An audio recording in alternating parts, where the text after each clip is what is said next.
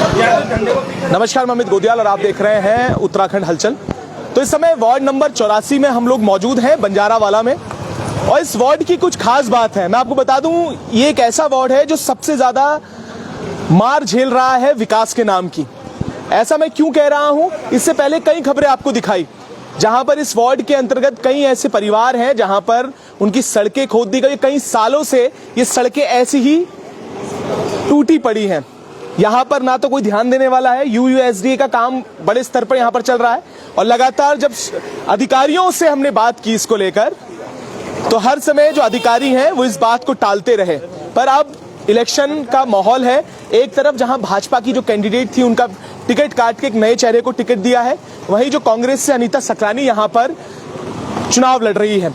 क्या रहेंगे मुद्दे, क्योंकि जनता तो त्रस्त है ही। साथ में अनीता सकलानी जी इस बार किन मुद्दों के साथ वार्ड में उतर रही हैं? मैडम, क्या मुद्दे हैं? क्योंकि इस वार्ड में समस्या ही समस्या है। मुझे लगता है कि ये एक ऐसा हिस्सा है देहरादून का जहां पर सबसे ज्यादा समस्या है, क्योंकि सड़कों को लेकर, और यहाँ पर मैंने ये भी सुना है कि ये सड़कें खोद दी जाती हैं, उसके बाद कई सालों तक ये सड़कें बनती नहीं हैं। और क्या क्या समस्या जिनको लेकर उतरी है चुनाव? पहले तो आपको मेरा नमस्कार जी। मुद्दे तो यहाँ बहुत है। सड़कें देखिए, उधर देखिए सड़कों का बुरा हाल हो रखा, और नालियाँ बिल्कुल कचरा नालियों पे भर रखा। नाली का कोई आगे पानी का निकासी नहीं हो रहा, और बिजली की व्यवस्था नहीं है, कहीं पे लाइट नहीं है, कहीं पे कुछ नहीं है। बरात घर है, वहाँ भी हमारी वैसी परिस्थिति खराब हो रखी। पानी नहीं है, पानी टूट रहा तो उस पानी को कोई पाइपलाइन फिटिंग नहीं कर रहा, कोई ऐसी हो रहा। बस यहाँ के अस्त व्यस्त हो रखे यहाँ बंजारावाला में। अगर आप जीतती हैं, क्या करेंगी? सबसे पहले क्या चीजें हैं जो आप अपने स्तर से समाधान निकालेंगे, जिनके लिए रास्ता निकालेंगे? और क्यों इलेक्शन में उतरना पड़ा? इन्हीं सड़कों के कारण उतरना पड़ा मुझे इलेक्शन में, ताकि ये सड़कें इनको सही कर सकूं और अपना जो वार्ड नंबर 84 है इसको थोड़ा, इसकी परिस्थिति थोड़ा सही करूं। अच्छा, इस बार जो कैंडिडेट थे, जो भाजपा के थे, उनका भी टिकट कटा है, वो भी निर्दलीय उतरी हैं। और दूसरी बात यह है कि नए चेहरे को मौका दिया है, और जो मेयर है उनका भी टिकट काट दिया गया है। अभी कोई व्यक्ति है मुझसे कह रहे थे कि उनकी तस्वीर भी नहीं है पोस्टर में। अब तो जो पिछले मेयर रहे हैं भाजपा के, उनकी तस्वीर तक हटा दी गई है। क्या कहेंगे इस पे? तो क्यों होगी भैया, जब कुछ काम ही नहीं करा उन्होंने। अगर काम करा होता तो तभी लोग तस्वीर लगाते हैं ना। तस्वीर तो उन लोगों के लगाई जाती है जो काम करते हैं। तस्वीर उन लोगों की क्यों लगाना जिन्होंने कुछ करा ही नहीं है। यहाँ हमारे लिए ऊपर से उल्टा गड्ढा जो खोद रखा, गड्ढा खोद रहे इधर रोड पे, बस यहाँ से गड्ढा खोद के चले जा रहे, कोई सुनवाई नहीं है। बस ऐसे हो रहे एक्सीडेंट। हमारा तो मेन रोड पे मकान है, मैं तो खुद परेशान हूँ। 50 एक्सीडेंट हो रहे, उनको उठा के किनारा करना पड़ रहा है। भाई क्या करना, हम लोग खुद ही परेशान है, इसीलिए मुझे ये चुनाव में उठना पड़ा।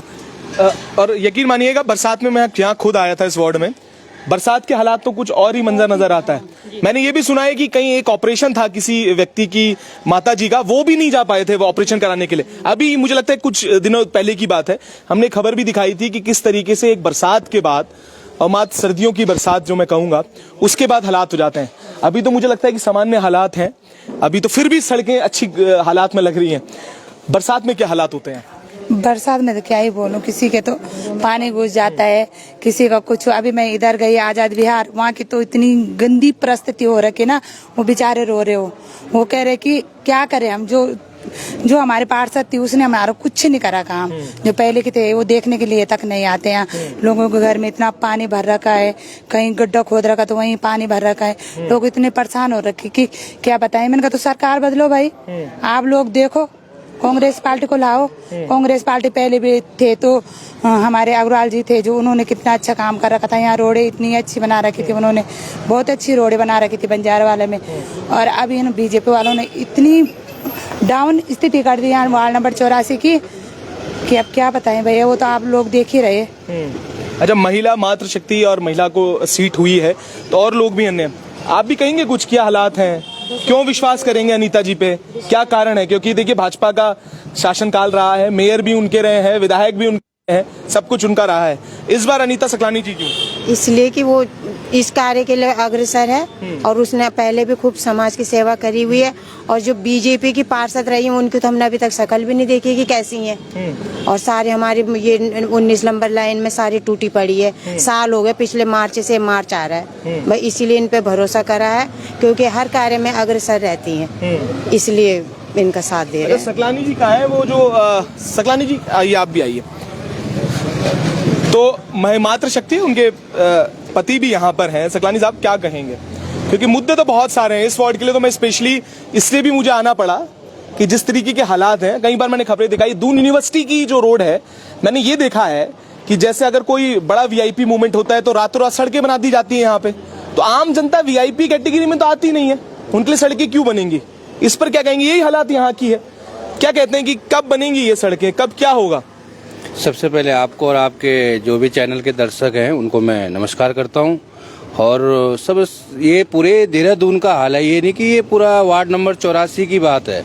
ये आप जहां भी पूरे देहरादून में जाओगे, एडीपी ये जितनी भी कंपनियां, प्राइवेट कंपनियां काम कर रही हैं, ये बिल्कुल तालमेल नहीं है इनका। या किसी, मुझे तो ये तक लगता है कि जो क्षेत्र के नेता हैं इनका ज्यादा दबदबाव रहता है। जो विधायक हैं इनका भी, वो इनसे अगर हम कंपनी वालों के जो जे इंजीनियर हैं इनसे बात करते हैं तो ये कहते हैं कि हम तो 40% कमीशन देते हैं। अच्छा, ये कह रहे हैं? हाँ, ये तक बात आई है कि हम 40% कमीशन देते हैं, आपको जिसको पास हमारी शिकायत जानी कर लो। मतलब इतना खुला हुआ है यहाँ पे, मातृशक्ति है। कई लोग जागरूक भी हैं, शिक्षित लोग हैं, काफी इनके ऑफिस में घेराव भी करा। लेकिन ये है कि ये हमारी बात बिल्कुल एक कान से सुनते हैं, दूसरे कान से निकालते हैं। आप पूरे क्षेत्र में जा सकते हैं और लाइव देखो, मतलब सड़कें, नाली, एक भी चीज ऐसी नहीं है। जबकि डबल इंजन की सरकार है। इस उत्तराखंड का दुर्भाग्य ये है कि सरकारें बनती हैं, सरकारें बनने के लिए हम संघर्ष करते हैं, रोडों पे आते हैं। आज हमारा उत्तराखंड की दुर्भाग्य ये है कि इन भाजपा और अन्य सरकारों ने उत्तराखंड को बर्बाद कर दिया है। आप एक एक गली, एक एक देखो, सारी सड़कें, अभी बरसात शुरू हुई थी, 3 साल हो गए अभी तक ये सड़कें पूरी नहीं हुई हैं। और बरसात में हमारे जब बच्चे स्कूल जाते हैं और हमारी जो मातृशक्ति बहनें हैं वो स्कूटी में जब इस रोडों पे जाती हैं तो उनके साथ कितनी दुर्घटना हुई है। आज तक उस दुर्घटना में किसी ने ध्यान नहीं दिया है। पूरे बंजारा वाले को, पूरे देहरादून को इन्होंने ऐसा खोद दिया है। पूरा इन्होंने इस स्मार्ट सिटी के, कहते हैं कि स्मार्ट सिटी है, लेकिन कहाँ स्मार्ट सिटी है? इतने साल हो गए हैं, हमने तो आज तक धरातल में इनका एकदम नहीं। और जबकि डबल इंजन की सरकार है, इन्होंने तो पूरा सोने की जो चिड़िया थी उसको इन्होंने बिल्कुल वो कर दी है। तो मुझे वार्ड नंबर 84 और समस्त देहरादून की जनता से यही कहना चाहूंगा कि इस बार जो नगर निगम के चुनाव हो रहे हैं 23 तारीख को, उसमें कांग्रेस पार्टी के जो जितने भी पार्षद हैं सबको विजय बनाएं। और हमारे जो वीरेंद्र पोखरियाल जी हैं, एक आंदोलनकारी हैं, इस राज्य के लिए उन्होंने बहुत बड़ा संघर्ष किया है। और मुझे लगता है कि यार ऐसे लोग अगर हम आगे करेंगे तो इस राज्य का कुछ हो सकता है। जिन्होंने इस आंदोलनकारी किया, जो जानते हैं, जो जिनको पीड़ा है, ये लोग जो आज मंत्री और ये बने, इनको पीड़ा नहीं इस राज्य को, ना ये समझते इस राज्य की जनता को क्या चाहिए। यहाँ पे वो आंदोलनकारी को लाना चाहिए जिसने इस राज्य को बनाने के लिए संघर्ष किया है। उन मात्र शक्तियों को लाना चाहिए जिन मात्र शक्तियों ने इस आंदोलन, इस राज्य को बनाने के लिए अपने वो दिए हैं। तो मैं समस्त देहरादून की जनता और समस्त वार्डों के यही कहना चाहूंगा कि कांग्रेस का हाथ मजबूत करिए, इस बार एक मौका दो और आपके क्षेत्र में जो भी चीजें होंगी, आप पार्षद और जितने भी ज्यादा से ज्यादा पार्षदों को जिताएंगे, आप लोगों का उतना ही विकास होगा। मैं आपको बता दूं कि स्मार्ट सिटी तो बनी रही है, साथ में जो इन वार्ड के जो ये अलग इलाका है, यहाँ पर यूयूएसडीए जो है वो कार्य कर रही है। अब इनके कार्य प्रणाली कैसे है वो तो इन सड़कों से आप अच्छी तरीके से वाकिफ जब हम कराएंगे तो आपको पता लगेगा कि यूयूएसडीए का कार्य कितने अच्छी तरीके से करते हैं और कैसे हालात हैं इनके। क्योंकि स्मार्ट सिटी और ये वाला जो हिस्सा है, क्योंकि अधिकारियों से भी हमने बात की, उन्होंने कहा जो स्मार्ट सिटी है, लोग दो चीजें बड़े इसे एक साथ मिला लेते हैं, स्मार्ट सिटी और यूयूएसडी के काम। ये सारा जो काम है यूयूएसडी कर रहा है। अब इसमें अधिकारियों के पास जब लोग जाते हैं, जेईई यहाँ पर दिए हैं अलग अलग क्षेत्रों के लिए, तो आपने साफ कह दिया कि वो कह रहे हैं कि 40% कमीशन का खेल है। तो और कोई मातृशक्ति अगर बोलना चाहे, अपनी पीड़ा बताना चाहे इस वार्ड से, आइए आप आइए, क्या कहेंगे? क्या और क्या समस्याएं हैं जिनकी वजह से आप लोग चाहते हैं कि अनीता जी जीत के आए? सबसे पहले आपको हमारा नमस्कार। बोलना क्या है, आपने तो बता ही दिया, सड़कों का विकास के नाम पे जीरो है, विकास के नाम पे जीरो है। अगर परिवर्तन लाना है तो विकास बहुत जरूरी है, ठीक है।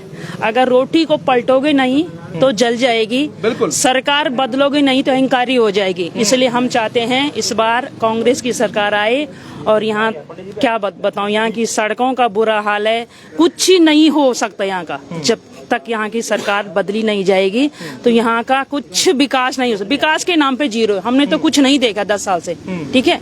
हम तो पहले भी चुनाव में उठे थे, इस बार हमारी बहन अनीता सकलानी उठी है, हम इनका पूरा साथ देंगे। महिला शक्ति ये तो बहुत अच्छी वो कार्यकर्ता है, सब कार्य में आगे रहती है, हर चीज में ये सबसे नंबर 1 है, ठीक है।